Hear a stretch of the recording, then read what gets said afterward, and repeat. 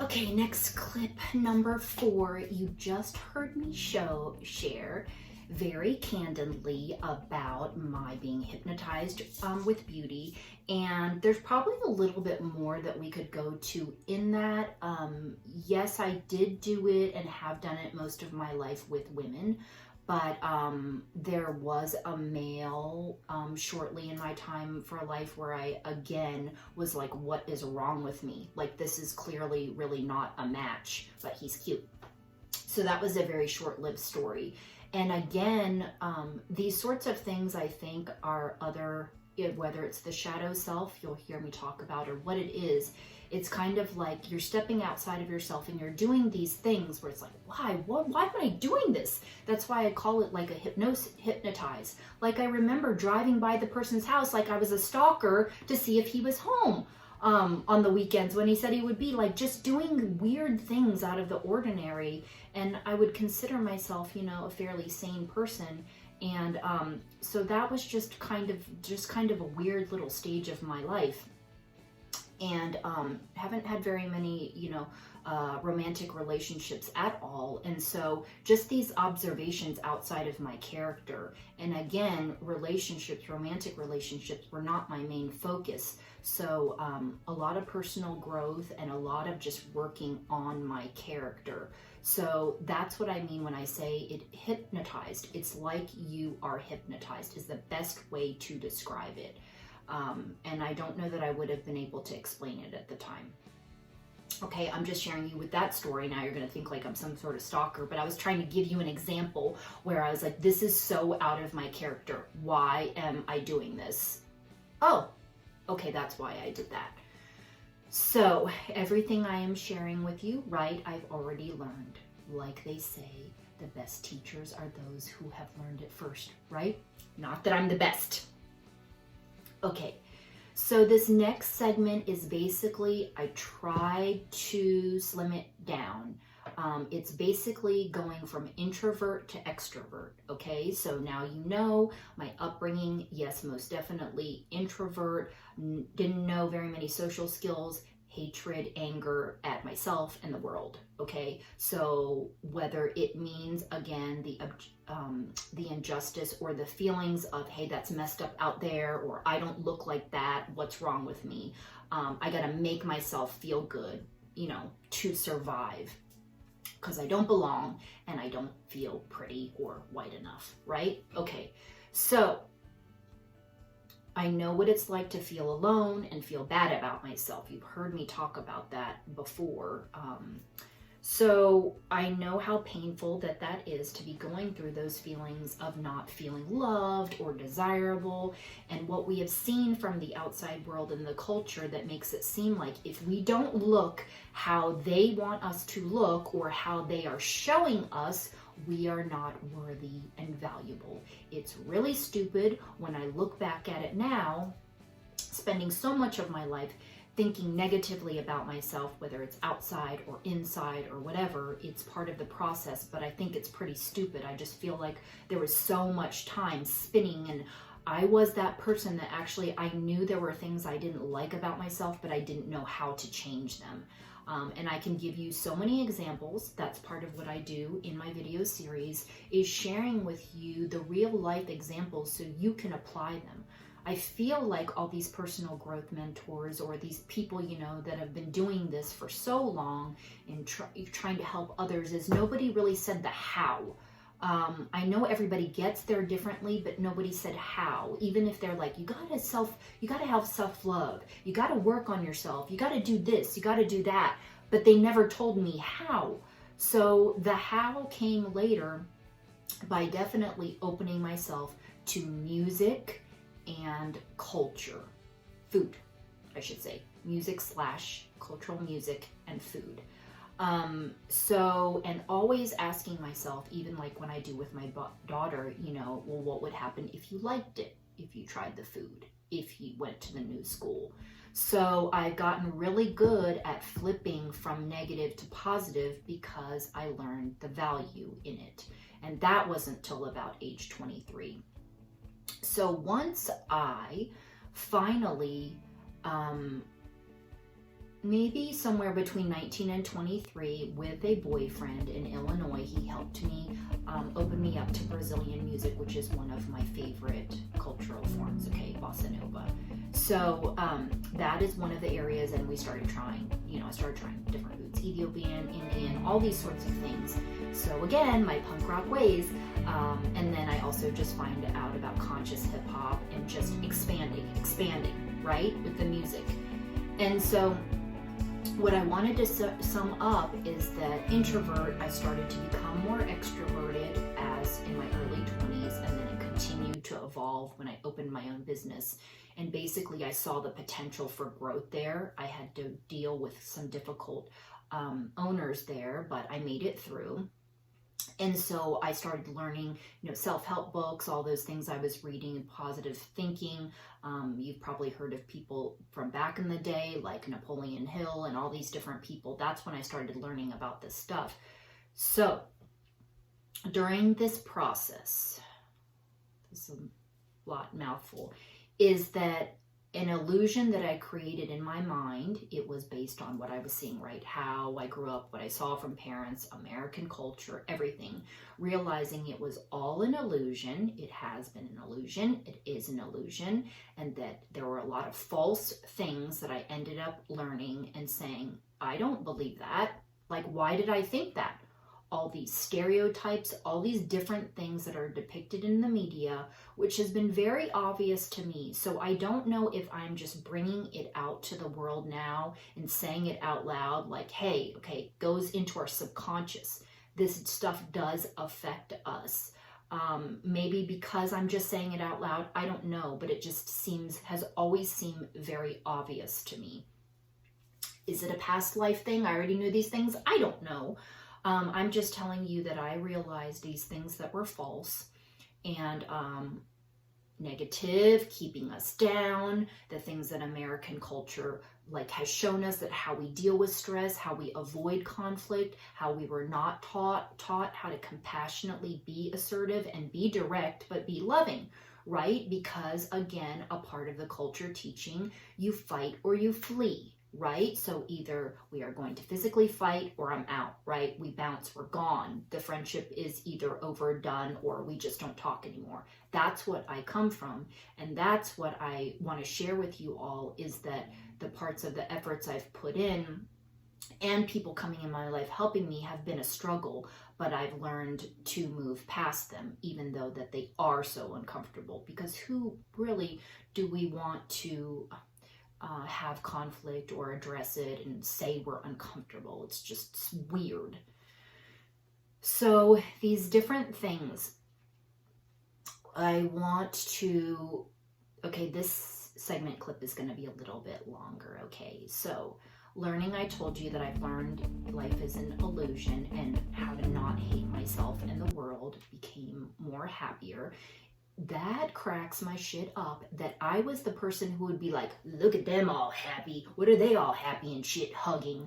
That was me. And I crack up laughing about that because it's just so negative. What a negative. Feel like I'm some 80-year-old bitter lady talking like that. But that's how I was at up until probably 18. Okay, so that's just so funny to me. Okay, so I learned these things about becoming more extroverted, how it was going to help me, and that my inner character, our inner character, is important, even though our culture doesn't necessarily say that, right? Because it's what you own, your status and career, all these sorts of things and labels that they put on us like it's a fixed thing. When you're a mom, that's all you are. Or, your job title of whatever, I've made reference to a fire chief, that's all you are, you're nothing more. When there's so much more to us. But I'm going to show you what that means in building the uniqueness, which is also part of my Unlock Your Truth series, okay? So, social skills helped me. A part of being not assertive in life is lacking social skills. So people, not everybody is born with a strong sense of self. And what I have found in the people around me, including my husband and daughter, is yes, they are born with a strong sense of self and being assertive, but they don't know how to be compassionate. Okay? So I need the compassion. I care about what you think. Fine, go ahead, tell me what you need to, but I need some love in there with there. So I act, so it seems like you care, you know, not getting in trouble. Okay, so being extroverted. This is also coming to the part of a combination of my self-defense training and then also learning sales skills. Okay, I know what it's like to include myself now in things instead of feeling left out. Who is going to know all of this as a young age? I don't know, and I don't know that they would even put it together. So way back then, with my two acquaintances, when I'm feeling like a third wheel, well, it's my own fault, right? Because I speak up or I feel intimidated or whatever. And my moodiness is a result of feeling bad about myself because I don't know how to include myself. So it makes sense again to me now, but I look back and it's like, wow, that really, a lot of feeling bad about myself affected my daily mood. So I realized as I grew, became more confident in who I am and feeling good and then not caring what other people think, this is how I come to know this stuff, okay? I will also be sharing with you the whole stopping comparing to others. People will say that as an adult, you know, I stopped comparing myself or I stopped caring what other people think. But like they never really told you how to do that. I feel like I never got explained to. I didn't ask, but I always wondered what they meant by that. Excuse me. So, there's a lot of fears I've overcome, or like I say, not really fears, people. My favorite acronym in self-defense for fear: false evidence appearing real. I really like that one because there were so many fears that I have overcome. But I don't need to overcome the fear of sharks, okay? Or alligators. So that one is ongoing. And so now what I want to end with, you heard me run my mouth about, you know, I know about, basically I've studied human behavior, the subconscious mind. I understand how, and I'm able to flip the negative to the positive to my benefit. So many stories I can tell you on that regarding just like parking spots and, you know, power of subconscious mind, right? Positive thinking. Understanding life's connections and trusting its process, or asking to be shown how to help to make myself better. If it's always from love, it will work out. The body can heal itself. The mindset, the adopted mindset, that is how I survive and thrive. Okay. Now, couple 3, 4, 5, 6 questions. It'd be good if you can journal this because, like I said, a lot of my work for myself and has helped others, a lot of people respond fine to listening and talking, just like through my podcast and all those sorts of things. But a lot of people benefit from writing. And I highly recommend that because it also causes something called free writing, where you just start writing whatever. You don't even know what the heck you're doing and things come out. Okay, so that's talking yourself. This is finding your sense of the truth. Remember, unlocking your truth, not mine. My stories, I just hope, give you another perspective. Okay, so I want you to ask yourself, do you see any benefits from all the stuff that I just told you about, right? From being introverted to becoming extroverted. Do you see any sort of benefit, how this would benefit you? Do you even care? Okay, do you think, the bottom line is, do you think it would make you feel happier? You know, those of you that work really hard and you really find it difficult to find time in there, and you know you need leisure time. Some people don't know what that is. Or they just want to kind of have a social scene, or, you know, add some other sort of substance to their life. How are you going to get there, right? You got to make an effort. So this is all looking about what kind of life do we want to have, and we can create it, right? I'm telling you right now, using some cliche words and sayings because they are effective and I love them, is that I'm giving you permission. You can make the choice. I'm saying it out loud, okay? Because you can. Some people do not believe that they can because, again, go back to the first video. We'll talk about, again, American parents, society, the culture. Okay. Is there something you have seen or experienced that makes you feel bad about yourself or negative? Do you know what that feels? I feel like some people don't know what it means, but it's when you feel something bad inside of you, does not feel good, right? It doesn't feel good. Be on the lookout for that, okay? This is why some people, they don't view things as abuse. That's whatever is normal for them and how they've been moving from their life. They have a difficult time assessing what that means. And if it is any sort of abuse, if it's not happening every day, it's a little bit harder to recognize, okay? So look at what's going on in your life. If anything makes you feel bad or negative, do you think if you learned some social skills, opened your mind up, that it would improve your life, okay? Just like I said, going to a social event, maybe you just think everybody's going to suck there and they're not cool or whatever, so you just don't go. Well, now you missed out on meeting these magnificent people that are just going to make you laugh, right? Because to me, one of the parts of happiness and enjoying life is having great conversation. And sometimes that's worth it at all. I don't look at things as a waste of time anymore because there's always something to be gained. Okay, again, with my annoying negative thinking. Okay, just a few more questions. I want to know what stops you. What is the fear? Write it down. From being more outgoing or adventurous? Or are you just a snob? Are you just, anti-everything and people and antisocial? We all have some of these qualities, like whatever. Maybe you're happy the way you are. I'm just bringing it to your attention what it's done for me, okay? You decide for yourself. Are you against trying new things? Like I said, what would happen if you tried something new and you liked it, or you tasted that food, right? What would happen? Are you judging? Are you judging situations or planning the negative thinking again? Every time you have a negative thought, flip it to the positive. Yes, it's very annoying and takes a lot of discipline every day, but I don't know, it just works. And I just like doing it now with everything. That has almost become an addiction. Do you want to find community? So look at these things. I want you to look at these things in ways of enhancing your life. If you are interested in enhancing in your life, and, listening to Nora Finch provides a different perspective on things in life and in an annoying positiveness way, and it's something that interests you, it's an outside the box form of therapy, right? Because that's kind of what I'm doing.